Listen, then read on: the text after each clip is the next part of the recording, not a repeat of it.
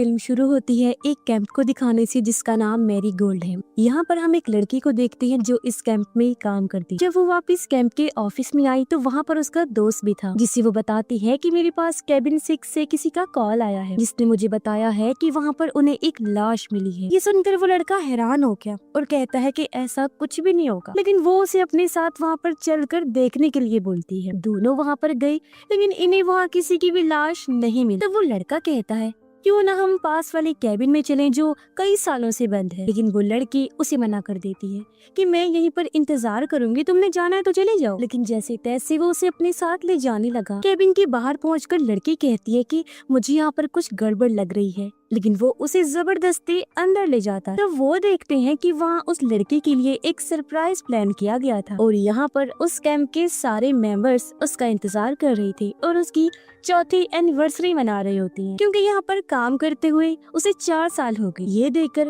वो लड़की समझ जाती है कि ये सब उनका ही प्लान था और यहाँ पर उन्हें कोई लाश नहीं मिली और सरप्राइज से वो काफी खुश हो जाती है। जिसके बाद सब मिलकर वहाँ खूब मस्ती करते हैं।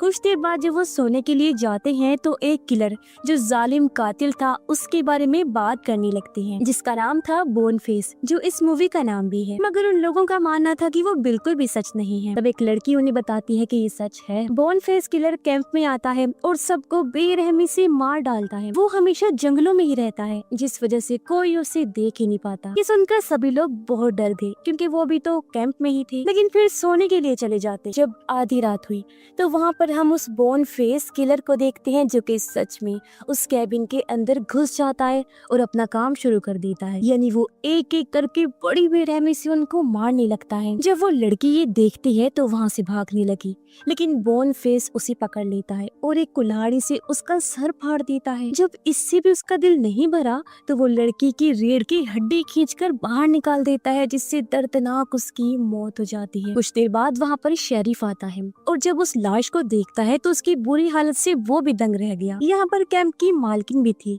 जो उन लाशों की हालत देखकर वॉमिटिंग करने लगती है, क्योंकि ऐसी बुरी हालत देखकर उसकी तबीयत खराब हो गई। शेरिफ उन लाशों को देखकर समझ जाता है कि ये जरूर उसी बोन फेस किलर का ही काम है, जो कैंप्स में जाकर लोगों को मार देता है। उसके साथ डेप्यूटी भी होती है, जो कि इस केस में उसके साथ काम कर रही है। शेरिफ डेप्यूटी से कहता है कि हमें यहाँ पर छानबीन करनी पड़ेगी, क्योंकि आधी रात हो रही है, कातिल यहाँ से भी दूर नहीं गया होगा, वो आस पास ही कहीं छुपा होगा। फिर शेरिफ कैंप की मालकिन को भी घर जाने का कहता है। वो कहती है कि ये सभी लोग मेरी फैमिली की तरह थे, तो आप लोग इस कातिल को बिल्कुल भी नहीं छोड़िएगा। शेरिफ कहता है कि आप परेशान ना हो, हम इसे पकड़ के ही रहेंगे। इसके बाद शेरिफ अपनी गाड़ी में आया और रेडियो से अपनी टीम को यहाँ पर आने के लिए कहता है और बताता है कि इस कैंप में ढेर सारे खून हो गए हैं। उसके बाद वो डेप्यूटी के साथ जंगल में जाकर छानबीन करने लगता है, जहाँ एक पेड़ पर उन्हें खून नजर आया, जिससे वो समझ जाते हैं कि जरूर वो कातिल यहीं से गुजरा होगा। आगे बढ़ने पर कुछ दूर उन्हें एक जगह गाड़ियाँ खड़ी हुई नजर आती हैं।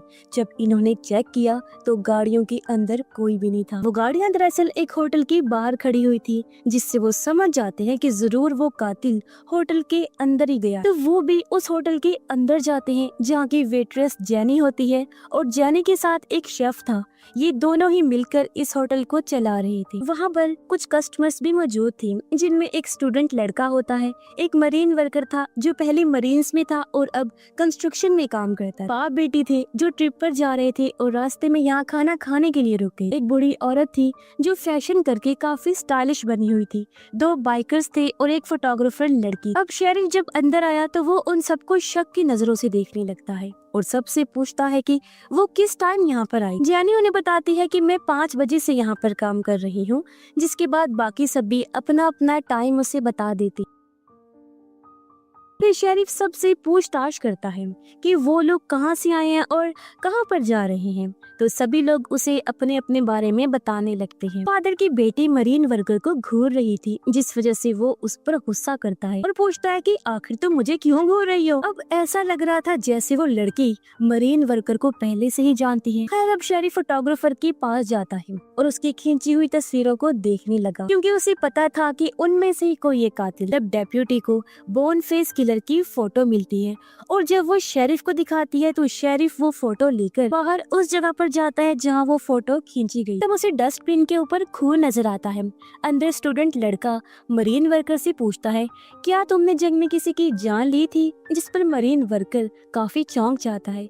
उसे ये सवाल अजीब लगा, इसीलिए वो कोई जवाब नहीं देता। कुछ देर बाद वहाँ पर शेरिफ आता है जिसके हाथ में एक काला बैग था जिसे वो डस्टबिन के अंदर से लाया था। ये देखकर सभी लोग पूछते हैं कि ये सब क्या है। तो वो उस बैग को टेबल पर रखकर खाली करता है जिसके अंदर से खून से भरे जूते, एक जैकेट और एक कुल्हाड़ी मिलती है। सिर्फ यही नहीं बल्कि उसके अंदर बोन फेस का मास्क भी था, यानी ये सारा सामान उस कातिल का ही था। शेरिफ सबको बताता है कि तुम लोगों में से ही कोई ये कातिल है जो बोन फेस किलर है और अभी हाल ही में वो कुछ बच्चों को मार कर आया है, इसलिए सच सच बता दो कि तुम में से कौन है कातिल, क्योंकि पता तो हम लगा ही लेंगे। तब वो लोग एक दूसरे पर ही शक करने लगी, जिसके कुछ देर बाद कहते हैं कि हम लोग कातिल नहीं हैं। बाइकर्स इन सब से हंसने लगे, कहते हैं कि यहाँ तुम्हें कोई कातिल नहीं मिलेगा। शेरिफ बताता है कि उस बोन फेस किलर ने करीब 30 लोगों को मारा है। वो हर समर कैंप में जाकर लोगों को बेरहमी से मार डालता है। अभी 1 घंटा पहले कैंप मैरीगोल्ड में कई सारे लोग मारे गए हैं जिन्हें मार कर वो कातिल यहाँ पर आकर छुप गया है। और हाँ, जब तक ये केस किसी नतीजे पर नहीं पहुंच जाता कोई भी यहाँ से बाहर नहीं जाएगा। हम लोगों ने पहले ही रोड्स ब्लॉक कर दिए हैं, तो अगर वो कातिल भागने की कोशिश करेगा भी तो पकड़ा जाएगा। बाइकर्स ये सुनकर गुस्सा होने लगते हैं और कहते हैं कि तुम लोगों के पास कोई वारंट नहीं है और तुम ये सब कुछ नहीं कर सकते। मगर शेरिफ उनकी बात अनसुनी करके डेप्यूटी से कहता है कि इन सारी चीजों को ले जाकर गाड़ी के ट्रंक में रख दो ताकि हमारी टीम जब यहाँ पर आए तो वो इसके बारे में इन्वेस्टिगेट कर सके। उसके बाद वो बाहर क्लोज्ड का बोर्ड लगा देता है, यानी होटल बंद, जिसका मतलब कि अब कोई नया कस्टमर अंदर नहीं आ सकता और ना ही ये लोग बाहर जा सकते हैं। डेप्यूटी उस सारे सामान को गाड़ी के ट्रंक में रख देती है, फिर अंदर आकर फीमेल्स की चेकिंग करने लगती है कि उनके पास कोई हथियार तो नहीं, पर उसे कुछ भी नहीं मिलता। लेकिन जब वो मरीन वर्कर के जूते चेक करते हैं तो उसके अंदर से एक तेज चाकू निकलता है जिसे वो अपने पास रख लेते हैं। वो बाइकर्स चेकिंग करवाने से मना कर रहे थे, लेकिन वो लोग जबरदस्ती उनकी चेकिंग करते हैं, मगर उनके पास से भी उन्हें कुछ नहीं मिलता। वो बूढ़ी औरत वॉशरूम में जाती है जहाँ फोटोग्राफर लड़की आकर कहती है कि मैं तुम्हारे बारे में सब जानती हूँ, तुम्हारी हकीकत। जो सुनकर बूढ़ी औरत काफी हैरान रह गई और उसे कहती है कि प्लीज बाहर जाकर इस बारे में किसी को भी मत बताना। जब उस बेटे का बाप वॉशरूम से बाहर निकलता है तो वो बाइकर्स की बातें सुनने की कोशिश करता है, लेकिन बूढ़ा बाइकर उसे डांट कर वहाँ से भगा देता है। दोनों बाइकर्स आपस में बात कर रहे होते हैं कि वो डेप्यूटी और शेरिफ को पीट कर यहाँ से भाग जाएंगे क्योंकि यहाँ पर हमारा टाइम ही जाया हो रहा है। जेनी जब फोटोग्राफर के पास कॉफी लेकर आती है तो उसने देखा कि वो अपने लैपटॉप में बोन फेस किलर की फोटो खोल कर बैठी। ये देखकर जेनी कहती है कि मुझे ये फोटो देखकर डर लग रहा है, इसीलिए तुम ये सारी तस्वीरें डिलीट कर दो ना। अब शेरिफ कहता है कि तुम सब अपने अपने जूते मुझे चेक करवाओ, क्योंकि कातिल के जूते 9.5 नंबर के हैं। वो सबसे पहले उस मरीन वर्कर के जूते देखता है जिसका नंबर 10 था। ये सुन स्टूडेंट लड़का कहता है कि ये बिल्कुल फजूल स्टूपिड सा पॉइंट है, क्योंकि कोई भी इंसान बड़े या छोटे जूते पहन सकता है, इसमें कोई मसला नहीं है, कोई हर्ज नहीं है। शेरिफ फिर उस बूढ़ी औरत के पास जाता है, जो देखकर वो बूढ़ा बाइकर शेरिफ से कहता है कि क्या तुम पागल हो, इसकी चेकिंग क्यों कर रहे हो? भला कोई औरत इतने कत्ल कैसे कर सकती है? इस पर स्टूडेंट लड़का कहता है कि कर सकती है, क्यों नहीं कर सकती? तुमने मशहूर फीमेल किलर के बारे में नहीं सुना? उसने बहुत सारे बच्चों को मारा था। फिर शेरिफ उस बूढ़ी औरत का जूता चेक करता है जिसका नंबर 7 होता है। फिर वो एक एक करके उनके जूते का नंबर चेक करते हैं, लेकिन किसी का भी नंबर मैच नहीं होता। मगर जब वो बाइकर्स के पास जाते हैं तो वो अपने जूते निकालने को तैयार नहीं थे। ये देखकर शेरिफ को गुस्सा आ गया और वो उस बूढ़े बाइकर पर अटैक कर देता है, जिससे वो बाइकर डर जाता है और उन्हें अपने जूते दिखा देता है, पर उनके जूते भी मैच नहीं करते। इसके बाद वो शेफ के जूते मांगते हैं जिसका नंबर 10 था और जाने का था 7.5। स्टूडेंट जब देखता है कि ये तरीका भी काम नहीं किया तो अब वो शेरिफ की मदद करना चाहता है, क्योंकि वो जान चुका था कि किलर कौन है। वो फौरन शेरिफ को अपने पास बुलाता है। एक पेन लेकर उसने लिखा कि मुझे पता है कि कातिल कौन है। शेरिफ ये देखकर सबसे कहता है कि मैं जरा इस स्टूडेंट लड़के के साथ ताज़ी हवा लेने के लिए बाहर जा रहा हूँ। लेकिन कुछ देर बाद शेरिफ स्टूडेंट के साथ जब अंदर आया तो उसके मुंह से झाग निकल रहा होता है। वो तड़पने लगा और देखते ही देखते स्टूडेंट लड़के की मौत हो जाती है। ये देखकर शेरिफ हैरान रह जाता है। उसने सबसे कहा कि किसी ने इसके खाने में जहर मिला दिया था, क्योंकि वो कातिल जान चुका था कि इसको उस कातिल का पता चल गया है। लेकिन वो सब ये कहते हैं कि क्या पता शेरिफ ही कातिल हो जिसने स्टूडेंट को मार डाला हो। लेकिन शेरिफ गुस्से में कहता है कि तुम लोग यूं मुझ पर उंगलियां नहीं उठा सकते। सब लोग पूछते हैं कि स्टूडेंट लड़के ने किसका नाम लिया था, कि कौन है कातिल। तो शेरिफ बताता है कि वो बस उसका नाम लेने ही वाला था, लेकिन उसकी तबीयत अचानक ही खराब होने लगी। सभी कहते हैं कि अगर खाने में जहर था तो इसका जवाब जानी से लें, क्योंकि यहाँ एक ही वेट्रेस है और वो ही सबको खाना देती है। ये सुन जेनी भड़क गई, कहती है भला मैं उसे क्यों मारूंगी। इस बहस के बाद वो सब स्टूडेंट लड़के की लाश को बाथरूम में रख देती है। शेरिफ उनसे कहता है कि अब मैं कुछ सवाल पूछूंगा सबसे, तो सभी उनके सही सही जवाब देना। सबसे पहले वो मरीन वर्कर से पूछता है कि क्या तुमने गोल्फ की जंग लड़ी थी। तो मरीन वर्कर बताता है कि हाँ।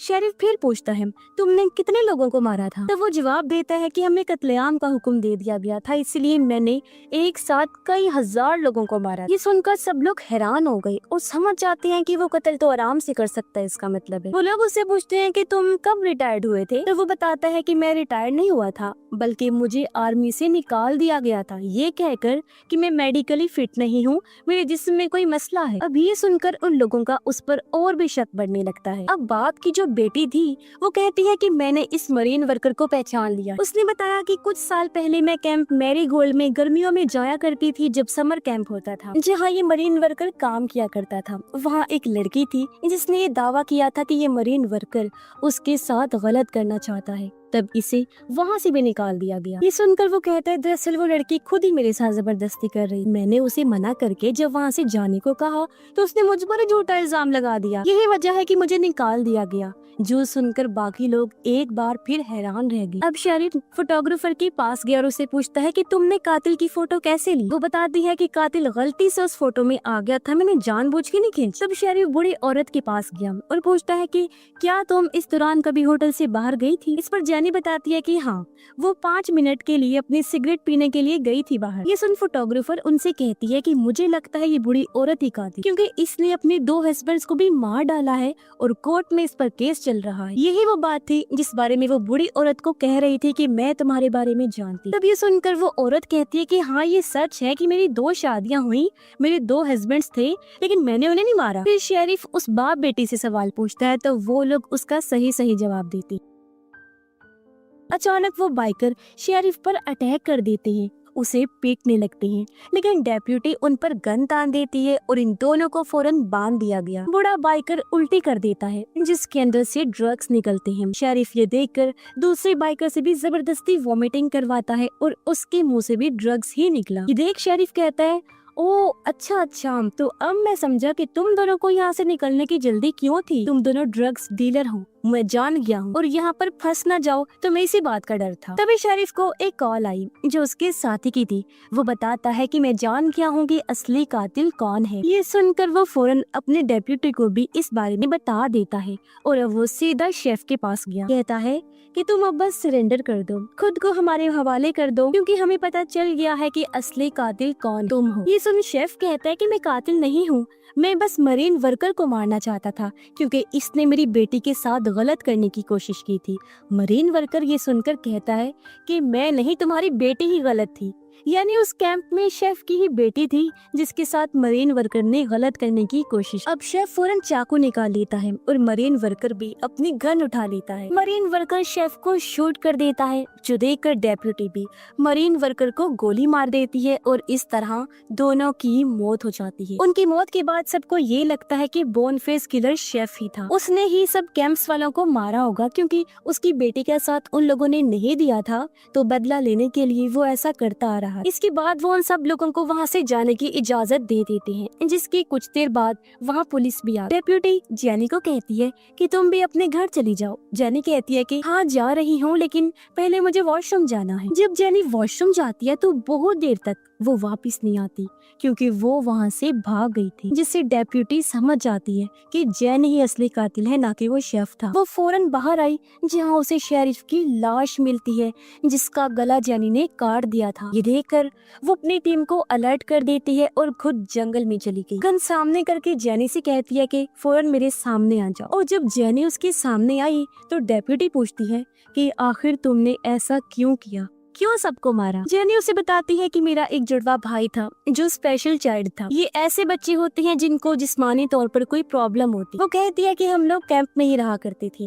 स्पेशल चाइल्ड होने की वजह से सारे बच्चे मेरे भाई को परेशान किया करती। वो उसके बेड पर टॉयलेट कर दिया करती। फिर एक दिन वो बच्चे उसे जंगल में ले गए। वहाँ उन लोगों ने उसे पेड़ से बांध दिया। रस्सी उसके गले पर अटक गई जिससे उस बेचारे की मौत हो गई। बिला वजह वो बेकसूर मासूम बच्चा मारा गया और तब वो सिर्फ 13 साल का था। जब कैंप के मालिकों को ये पता चला तो उन लोगों ने कोई भी एक्शन नहीं लिया, जिसकी वजह से मेरे भाई को इंसाफ नहीं मिला। मेरे अंदर गुस्से की आग भड़क उठी, इसलिए मैंने बदला लेने का सोचा और उन सभी बच्चों को बेरहमी से एक एक करके मार डाला। और अब मैं हर कैंप में जाती हूँ, जहाँ पर भी गलत होता है मैं उन लोगों को मार डालती। मरीन वर्कर ने शेफ की बेटे के साथ गलत करने की कोशिश की, जहाँ इन कैंप वालों ने इस बात को भी छुपाया। इसीलिए मैंने फैसला किया कि उन सभी को मार डालूंगी जो भी इन सब गलत कामों में शामिल होंगे। डेप्यूटी उसे पूछती है क्या स्टूडेंट लड़के को भी तुमने ही मारा था। वो बताती है कि हाँ, क्योंकि उसने मुझे देख लिया था जब मैं जंगल से आ रही थी और मेरे हाथ पर खून लगा हुआ, इसलिए मैंने